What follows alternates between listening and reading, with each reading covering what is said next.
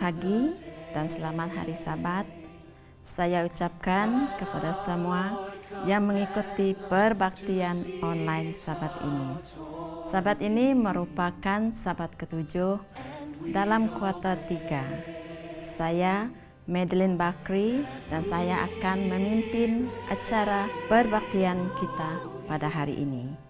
Kita akan memulakan sisi sekolah Sabat dengan lagu puji-pujian yang akan dipimpin oleh Saudari Leong Koh Joim dan Saudari Dorothy Semari. Setelah itu, kita akan mendengar berita mission yang akan disampaikan oleh Saudari Marino Glacia Morris. Cerita kanak-kanak pada Sabat ini akan dibawa oleh Jabatan Kanak-kanak Mission.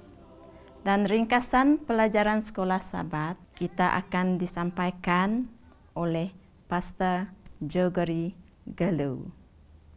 Selamat pagi dan selamat hari Sabat. Lagu pembukaan kita, Pengharapanku Hanyalah, SRD 139.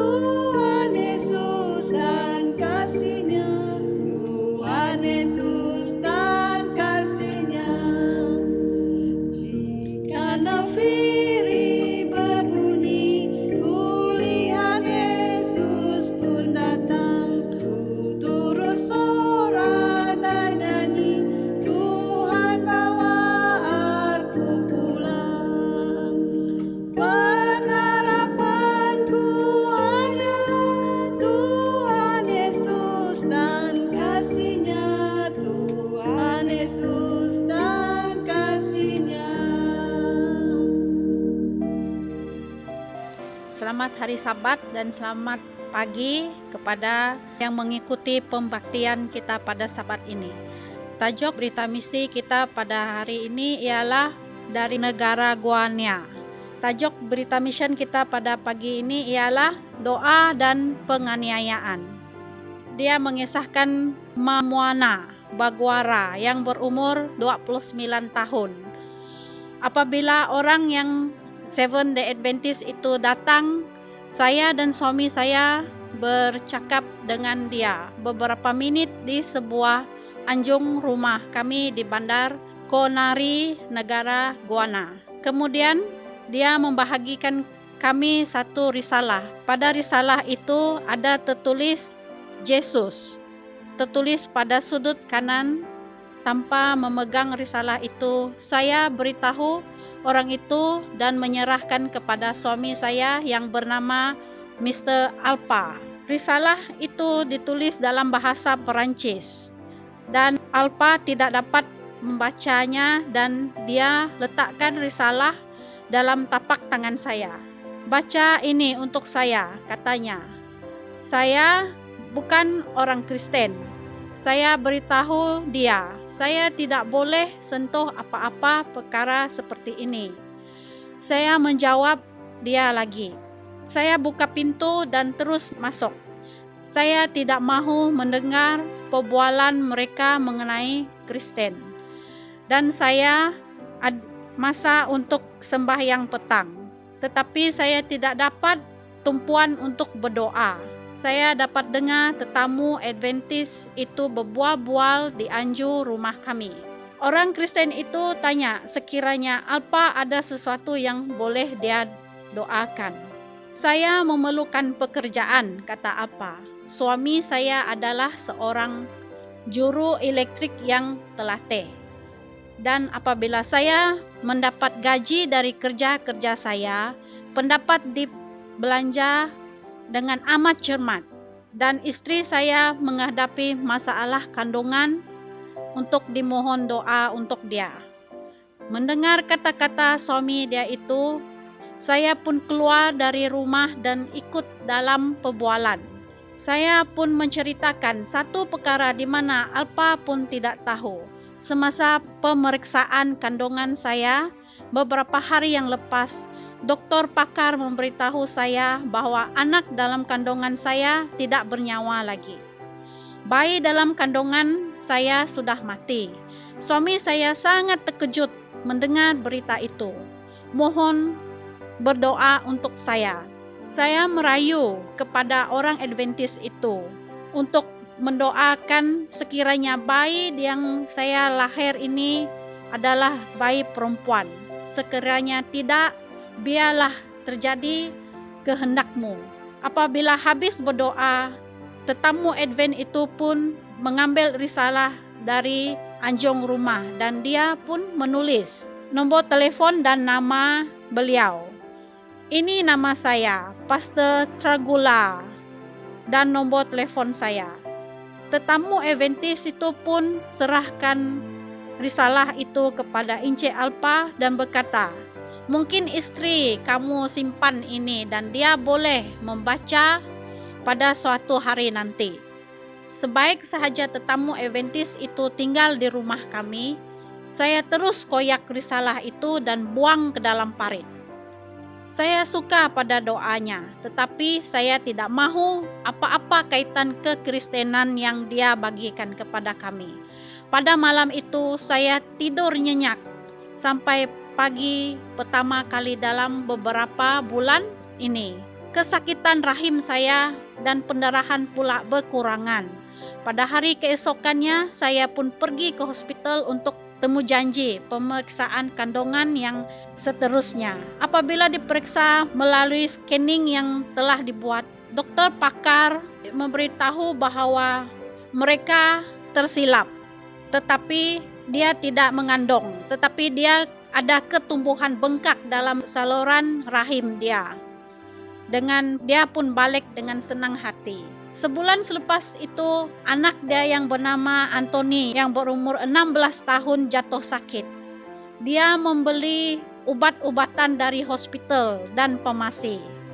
Akan tetapi anak dia tidak sembuh-sembuh. Kemudian dia teringat risalah yang pastor itu bagi.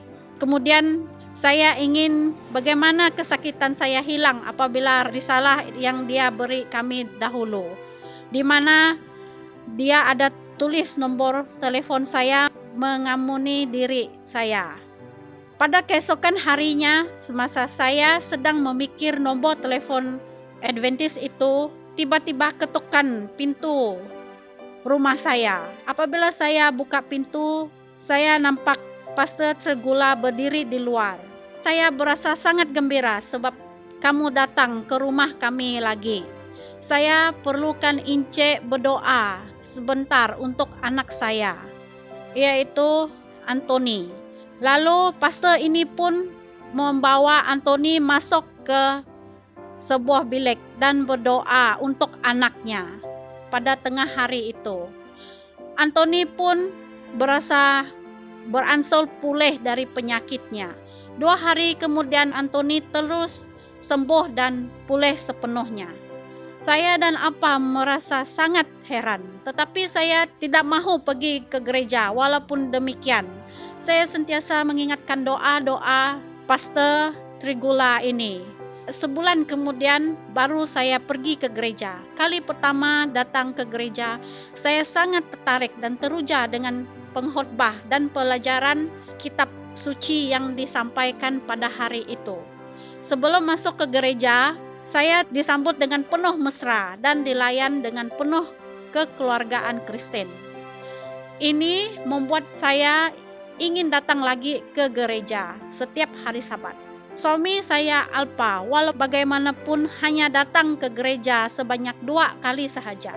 Dia telah diberi amaran oleh kawan-kawannya. Konon dia akan kehilangan akar dan akan menjadi hilang pekerjaan jika dia terus bersembayang di gereja Seventh Day Adventist. Tetapi dia sentiasa nampak saya pergi ke gereja hari Sabat. Kawan-kawannya juga melapor bahwa saya perlu ke gereja setiap hari Sabat. Pada suatu pagi hari Sabat, ketika saya mula hendak pergi ke gereja, Alpa halang saya pergi dan memukul saya dengan kayu beberapa kali. Tetapi saya terus pergi ke gereja. Apabila balik dari gereja dan sampai di rumah, Alpa pukul saya lagi dengan kayu dan tali pinggang, sehingga saya terasa kesakitan yang amat kuat, sehingga saya dimasukkan ke hospital. Tetapi saya terus pergi ke gereja pada hari Sabat. Tiada suatu pun dapat menghalang saya untuk menyembah Tuhan pada hari Sabat. Saya telah belajar dalam kelas sekolah Sabat bagaimanapun hidup dengan lebih baik. Sekarang saya tahu bahwa Pastor Trigula adalah seorang pastor gereja Seventh Day Adventist. Dia juga adalah perintis Global Mission. Dengan setia beri saya pelajaran kitab suci. Saya memutus untuk menjadi seorang Kristen apabila saya belajar mengenai Sabat hari ke-7 dalam hukum 10.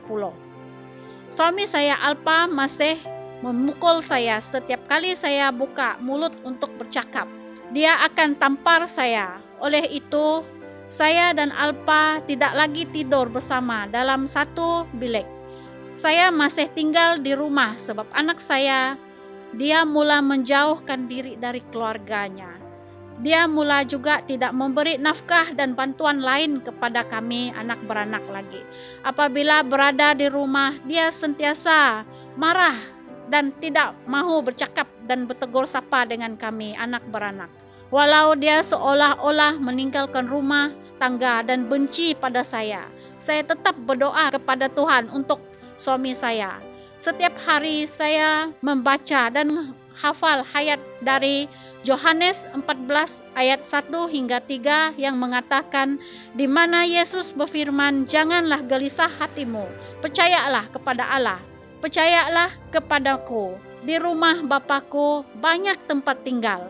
Jika tidak demikian, tentu aku mengatakan kepadamu, sebab aku pergi ke situ untuk menyediakan tempat bagimu. Dan apabila aku telah pergi ke situ dan telah menyediakan tempat bagimu, aku akan datang kembali dan membawa kamu ke tempatku, supaya di mana aku berada, kamu pun berada. Dan mana aku pergi, kamu tahu jalan ke situ. Walaupun saya mengalami penganiayaan dan penyiksaan, saya mengalami damai dalam hati sebab saya ada Yesus dalam hidup saya. Jadi pertanyaan dia, sudikah saudara-saudari Adventist di seluruh dunia berdoa untuk saya? Percayakah dengan Tuhan di sisi saya? Kemenangan akan tetap di sisi saya. Pada satu hari nanti, saya berdoa untuk suami saya, semoga dia boleh menjadi Kristen yang setia kepada Tuhan. Jadi sebahagian daripada peruntukan persembahan Sabat ke-13 suku ke-3 tahun 2020 akan disalurkan ke misi negara Guyana. Peruntukan yang akan diberikan nanti akan digunakan membina sebuah gereja Kobayo Akademi Sekolah Rendah ke-12 sekolah di mana anak-anak Mai Moana dan kanak-kanak lain akan belajar di sana nanti. Sekian, terima kasih. Tuhan memberkati kita semua.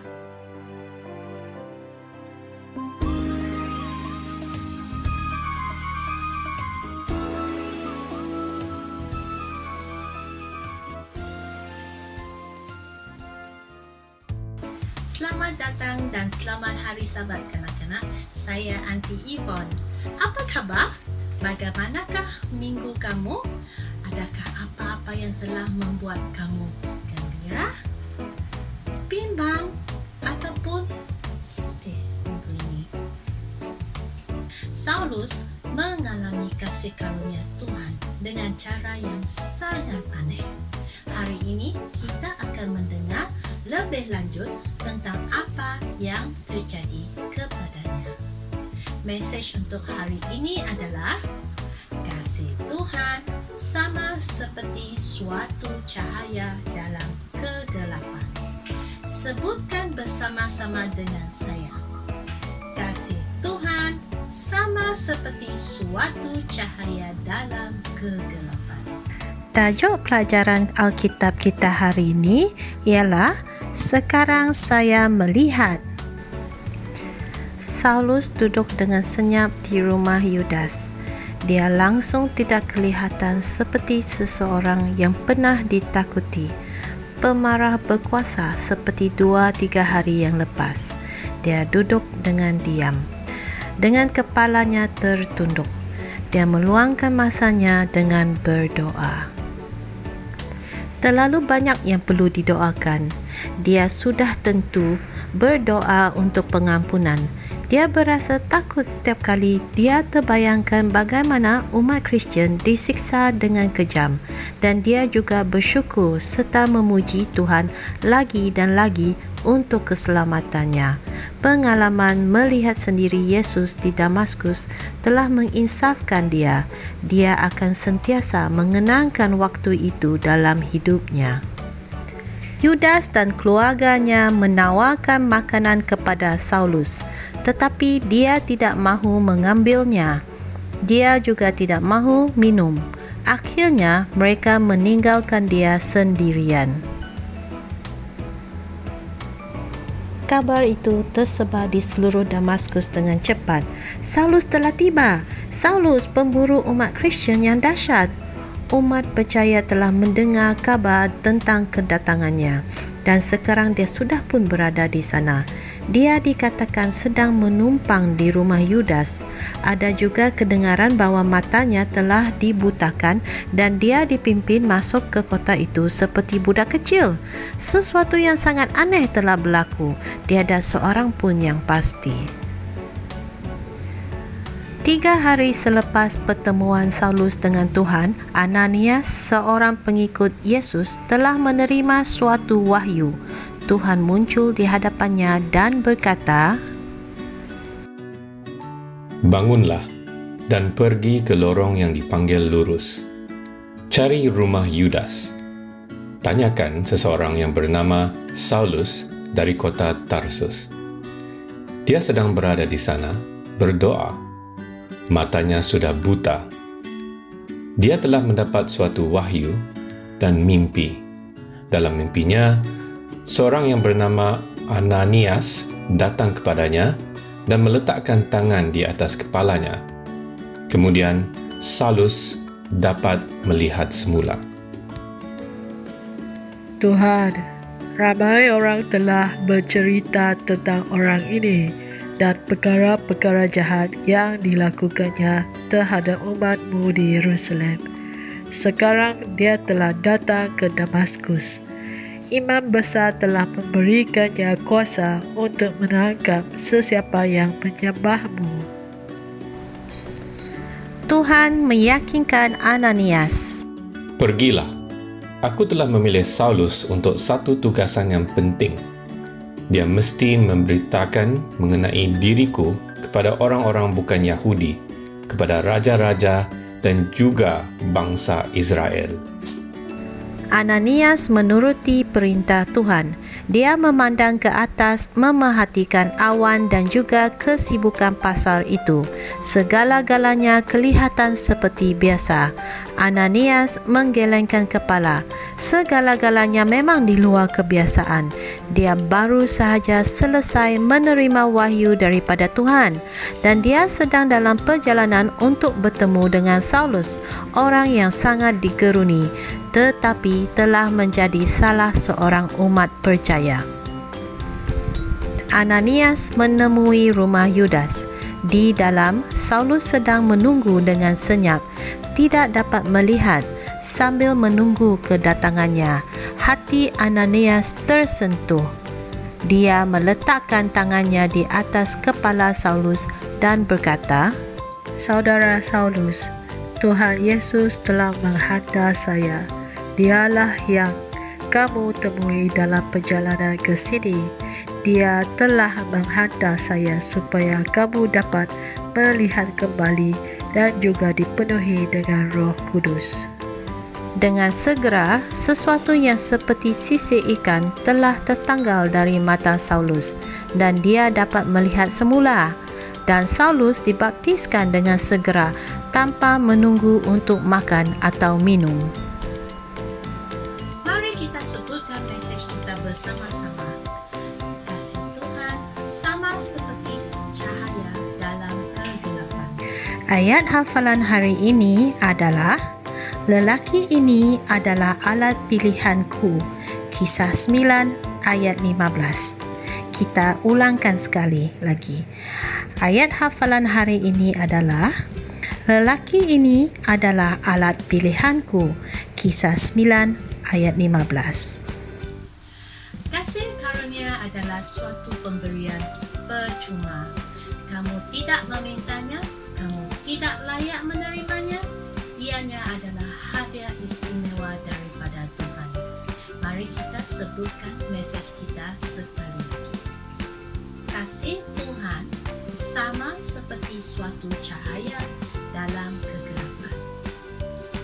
Sampai di sini saja sekolah sahabat kita hari ini.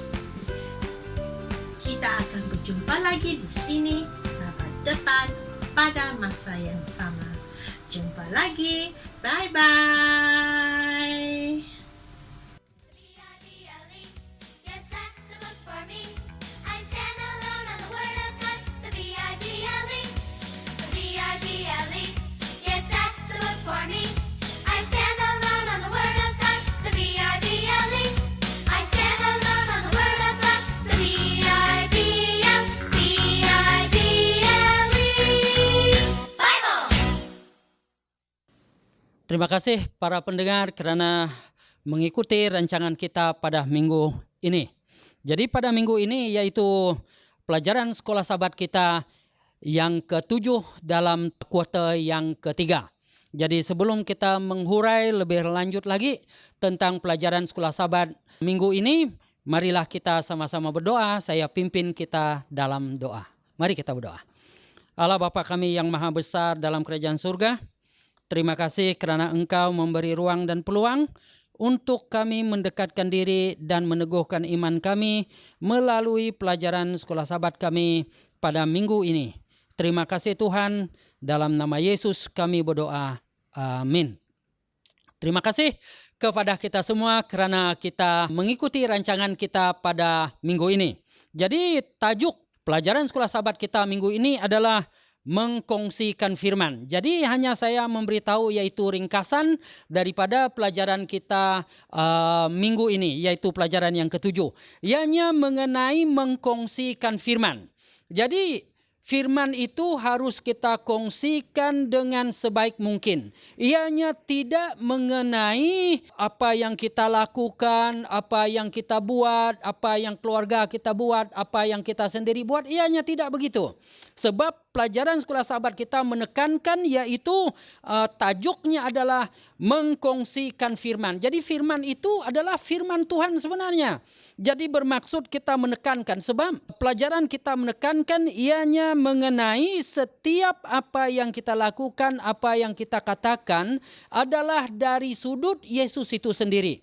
Yaitu walaupun kita mengkongsikan benda-benda lain waktu kita berjumpa dengan orang lain, itu memang seharusnya itu adalah apa yang kita seorang manusia lakukan. Tetapi pada pelajaran minggu ini apa yang ditekankan adalah mengkongsikan firman Tuhan. Jadi firman Tuhan ini adalah sebahagian daripada hidup kita. Kerana apa? Kenapa kita mengkongsikan firman Tuhan? Kerana Yesus itu adalah cahaya. seperti kita menggunakan cahaya, memerlukan cahaya, maka Yesus itu adalah seorang cahaya terang di dalam kehidupan kita. Yang berikutnya adalah Yesus itu adalah benih. Artinya firman Tuhan itu adalah benih yang kita tabur. Tidak semestinya waktu kita mengkongsikan firman Tuhan itu kita mendapat dia punya impact yang bagus dan mereka itu akan mengikut Yesus di takala itu, tidak. Tetapi apa yang kita lakukan adalah kita menanam benih kepada orang, kita mengkongsikan. Yang selebihnya itu kita biarkan kepada Roh Al-Kudus yang mengatur, yang menumbuhkan, yang membuat hati orang, para pendengar itu yang kita kongsikan itu melembutkan hati mereka mengkongsikan firman Tuhan itu. Yang berikutnya adalah roti. Yesus ini berulang kali disebut Yesus adalah roti hidup. Jadi kita memerlukan makanan di dalam kehidupan fisikal kita. Jadi kalau kita memerlukan makanan fisikal di dalam kehidupan kita, maka kita harus juga percaya bahwa firman Tuhan itu adalah berguna di dalam kehidupan kita. Kenapa dia berguna? Sedangkan Yesus mengatakan waktu dia menjawab persoalan yang dilontarkan oleh iblis Lucifer itu. Dia katakan manusia tidak hidup karena roti tetapi firman Tuhan juga. Jadi bermaksud di dalam kehidupan kita kalau kita lihat di sini yaitu firman Tuhan itu melalui roti itu. Firman Tuhan adalah roti di dalam kehidupan kita. Jadi berikutnya dalam kita menyalurkan berita ini tadi, mengkongsikan firman Tuhan ini tadi, cara kita itu harus kreatif. Jangan kita lakukan seperti 30-40 tahun yang lalu, tetapi kita melakukan dengan cara yang kreatif.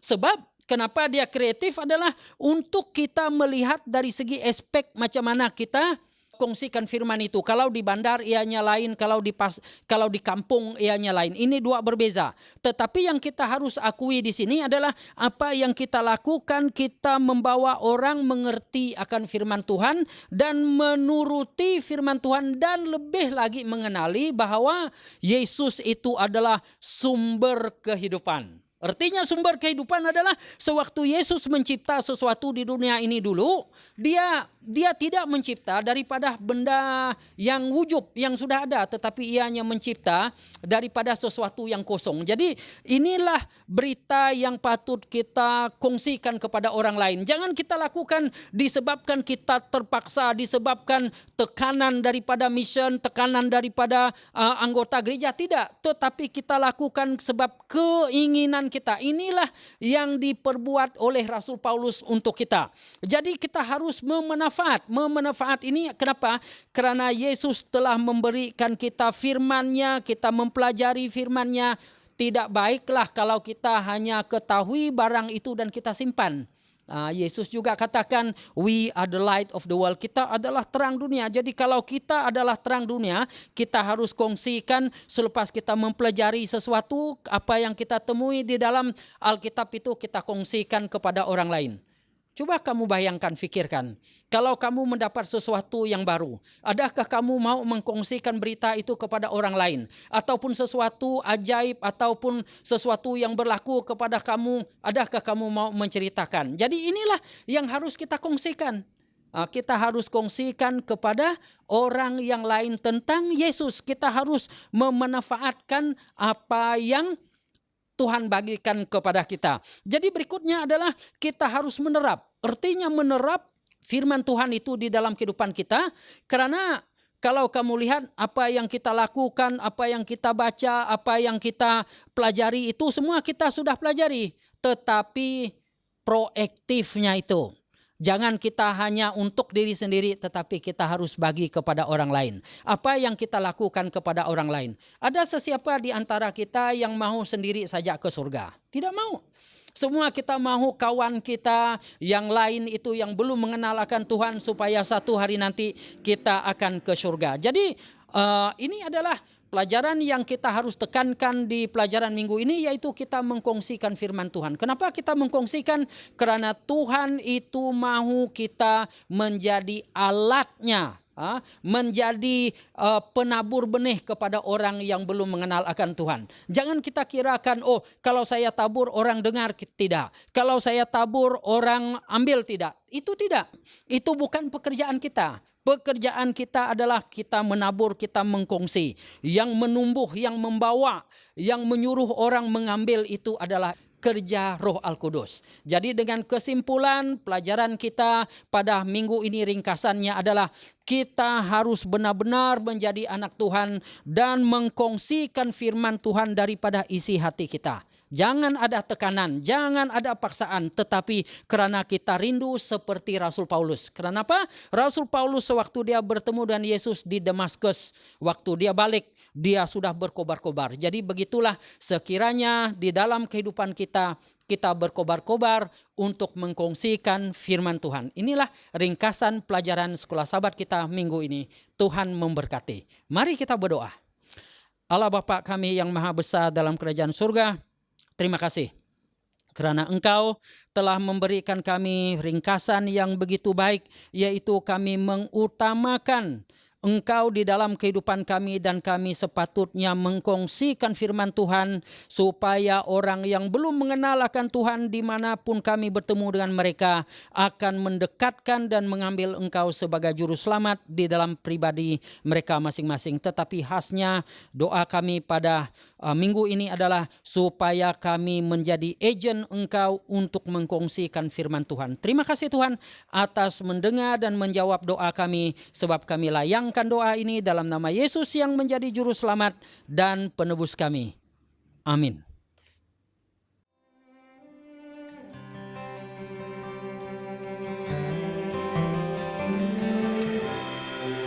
Remember the Sabbath to keep it holy.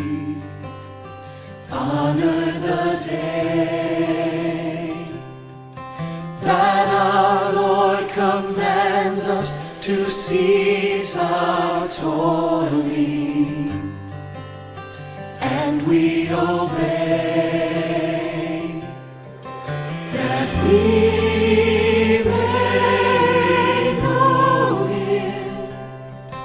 and learn His patient ways, keeping the Sabbath holy in all our days. Selamat hari Sabat dan bertemu lagi di dalam sisi perbaktian kedua. Bacaan, persembahan, dan persepuluhan akan dibaca oleh Saudari Gloria Mastura. Seterusnya, kita akan dihiburkan dengan nyanyian lagu istimewa yang akan disampaikan oleh Saudari Maria Simon. Khotbah pada hari ini akan disampaikan oleh Puan Dorothy Suli, dan seterusnya Puan Dorothy Suli akan memimpin kita dalam doa penutup. Selamat Hari Sabat. Bacaan persembahan dan persepuluhan kita Sabat ini terdapat di dalam 2 Korintius 9 ayat 7. Hendaklah masing-masing memberi menurut kerelaan hatinya, jangan dengan sedih hati atau kerana paksaan, sebab Allah mengasihi orang yang memberi dengan sukacita. Mari kita berdoa. Bapa kami di sorga, terima kasih kerana berkat yang Engkau telah curahkan kepada kami. Berkatilah tangan yang memberi supaya pekerjaan-Mu di dunia ini akan cepat selesai. Amin.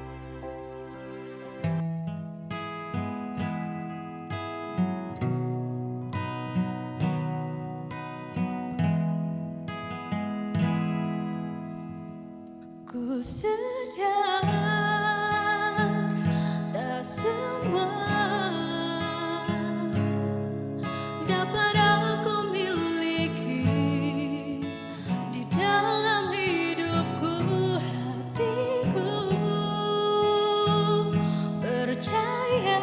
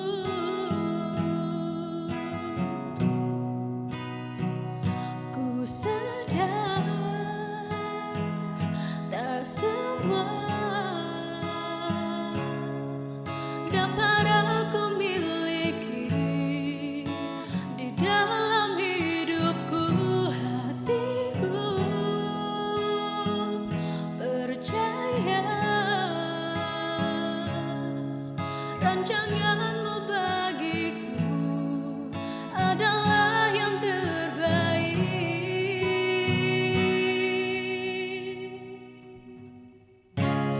Walau ku tak dapat melihat semua rencanamu, Tuhan, namun hatiku tetap memandang padamu. Kau tuntun langkahku. Walau ku tak dapat berharap atas kenyataan hidupku, namun hatiku tetap memandang padamu.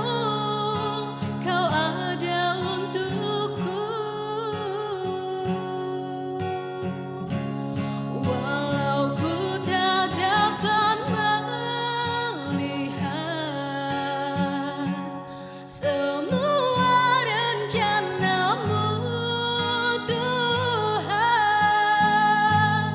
namun hatiku tetap memandang padamu.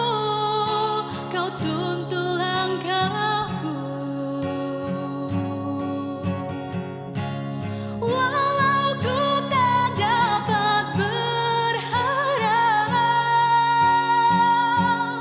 atas kenyataan hidupku, namun hatiku tetap memandang padamu. Kau ada untukku. Namun hatiku tetap memandang padamu.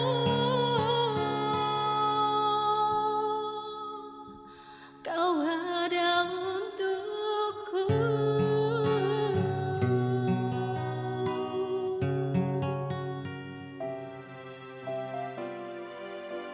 Selamat pagi dan selamat hari Sabat kepada semua kita di mana saja kita berada pada pagi ini.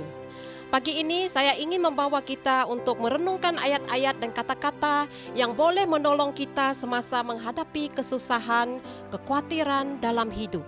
Dengan tajuk khotbah kita pada pagi hari ini adalah harapan di tengah kesusahan. Sebelum kita meneruskan khotbah kita, mari kita tunduk kepala dan kita berdoa. Ya Tuhan, Bapa kami yang bertakhta di syurga, pada pagi hari ini Tuhan, tuntunlah kami, pimpinlah kami ingin merenungkan firman Tuhan. Dalam nama Yesus kami berdoa, amin. Oke, di sini ada seorang wanita yang berumur 19 tahun.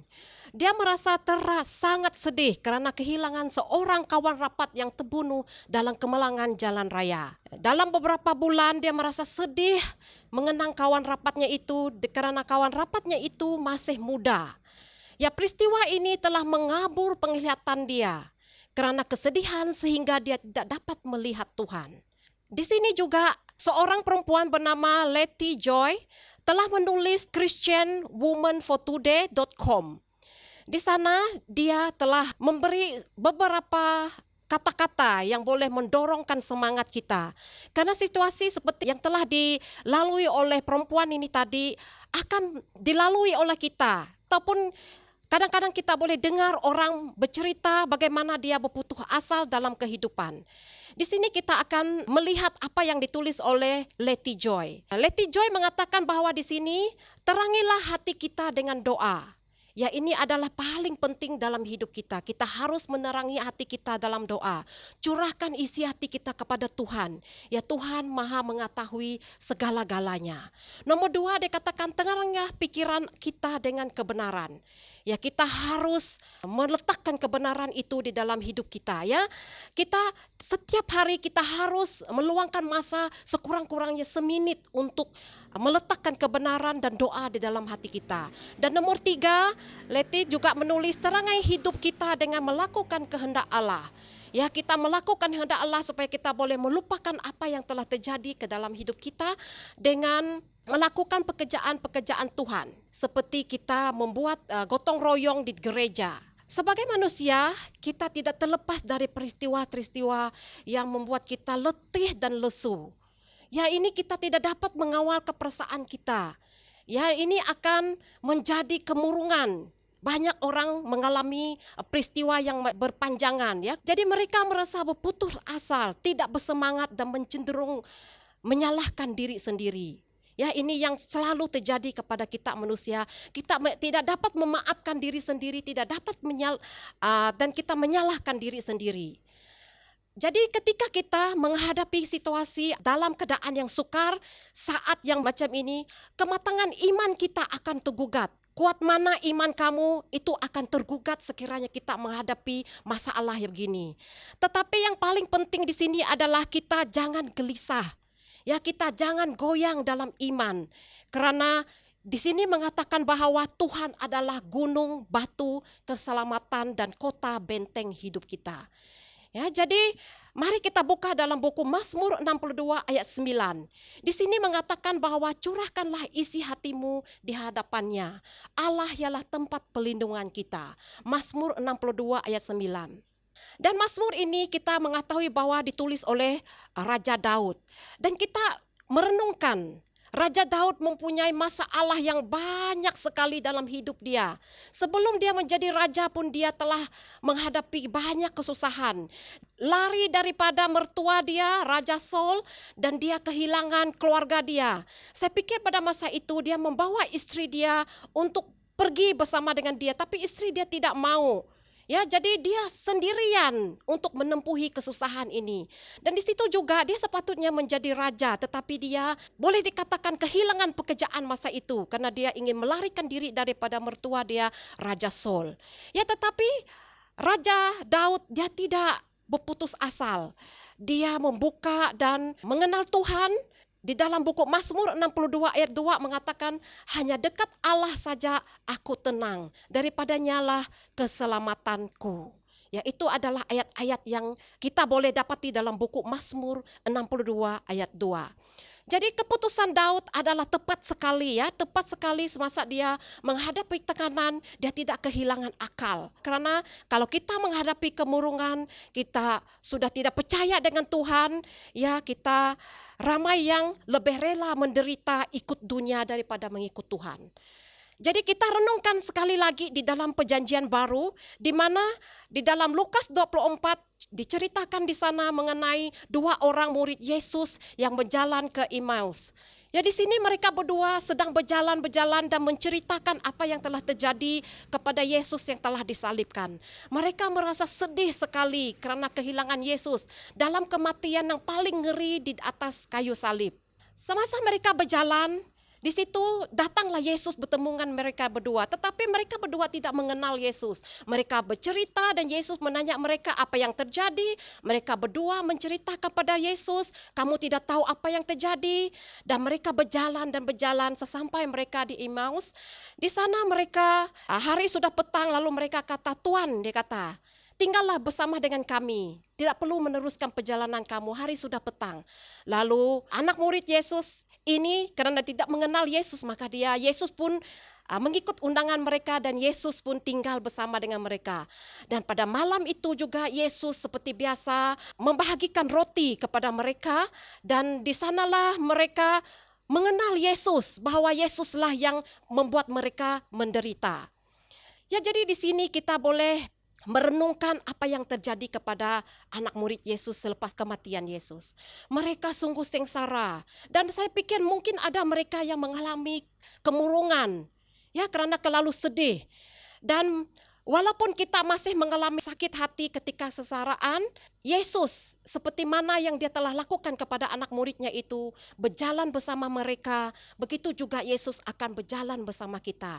Yesus boleh membawa sinar harapan untuk mencurah kabut kesedihan kita. Di sini dalam Mazmur 62 ayat 3 mengatakan, hanya dialah gunung batuku dan keselamatanku, kota bentengku, aku tidak akan goyang. Ya, ini juga ditulis di dalam buku Mazmur. Dan di sini saya ingin menceritakan sebuah kesaksian yang diceritakan oleh seorang ibu yang berasal dari Indonesia. Dia dan suami dia telah dijangkiti oleh virus COVID-19. Ya, kedua-dua mereka ini ditempatkan di bilik perasingan, ya, isolation room. Jadi mereka berdua ini memang orang yang taat setia kepada Tuhan. Sama-sama mereka berdua ini berdoa. Setiap kali mereka merasa rusing, suami dia akan berkata, mari kita berdoa. Tetapi karena virus ini adalah virus yang kuat dan dia menyerang dalaman manusia, maka suami dia tewas, suami dia meninggal dunia. Dan tinggallah istri dia ini di dalam bilik pengasingan itu sendiri, maka dia merasa terlalu sedih. Ya, dia merasa terlalu sedih dan berdoa. Semasa orang mengambil mayat suami dia untuk dikubur, dia tidak dapat ikut. Ya, karena dia masih positif COVID-19. Jadi dia pun membuka Alkitab dia, saya pikir dia membawa Alkitab masa itu, dan dia membuka dalam buku Yesaya 55 ayat 8. Di sini yang mengatakan, sebab rancanganku bukanlah rancanganmu dan jalanmu bukanlah jalanku. Demikianlah firman Tuhan. Itulah ayat yang menguatkan semangat wanita ini. Dan dia mengatakan bahwa dengan betul sekali bahwa apa saja yang kita rancang di dunia ini tidak akan sama dengan apa yang dirancang oleh Tuhan dalam hidup kita. Dan jalan hidup kita tidak akan sama dengan apa yang telah dirancang oleh Tuhan kepada kita semua. Jadi biarlah apa yang ibu ini ceritakan kepada kita memberi kita dorongan apabila kita menghadapi kesengsaraan dalam hidup. Dan saya selalu membaca ayat ya yang ditemui di dalam buku Amsal 17 ayat 22. Yang mengatakan hati yang gembira adalah obat yang mazur, tetapi semangat yang patah mengeringkan tulang. Ya, di sini ada lagu, saya suka dengar lagu ini. Sekira kita nyanyikan lagu ini, dia akan membuat semangat kita lebih gembira. Ya, kita yang sakit pun akan menjadi merasa sembuh. Ya, mari kita sama-sama nyanyikan lagu ini. Saya tidak pasti macam mana suaranya, tetapi saya akan nyanyikan lagu ini. Anda di rumah boleh ikut serta saya nyanyikan lagu ini. Oke, sama-sama kita nyanyi. Oke, 1, 2, 3. Hati yang gembira adalah obat, seperti obat hati yang senang. Tapi semangat yang patah keringkan tulang.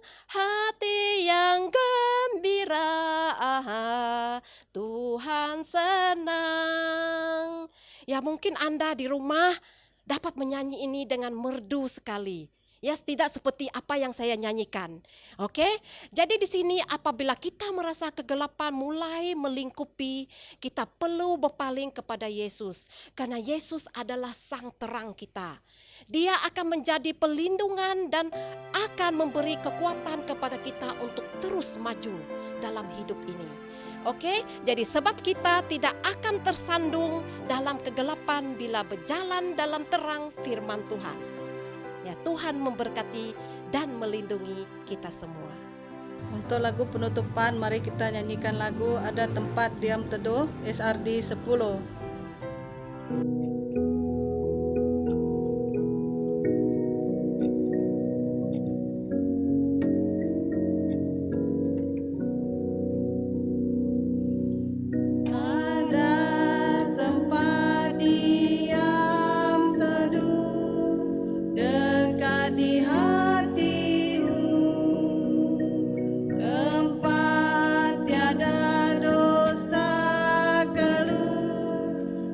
Tempat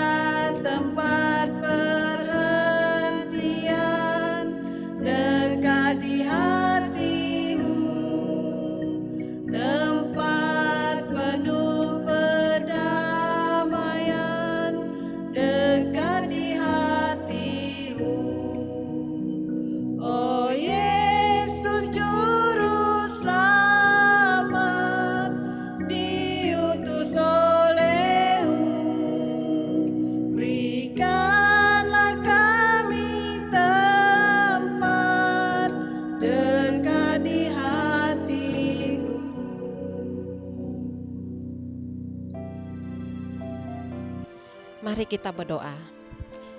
Ya Tuhan, Bapa kami yang bertakhta kerajaan syurga, kami telah mendengarkan firman Tuhan yang beri kami galakan untuk meneruskan hidup ini, walaupun hidup di dunia ini penuh dengan cabaran, kesengsaraan, kekhawatiran yang membuat kami lalai dan jauh daripada Tuhan.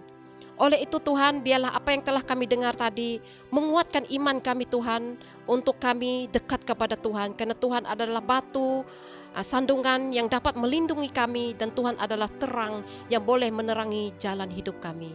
Terima kasih Tuhan, karena memberi kesempatan kami untuk memuji dan memulia nama Tuhan. Dalam nama Yesus kami berdoa, amin. Terima kasih kepada semua kita yang sudah mengikuti perbaktian online pada Sabat ini. Dan semoga kita bertemu di lain waktu. Tuhan memberkati.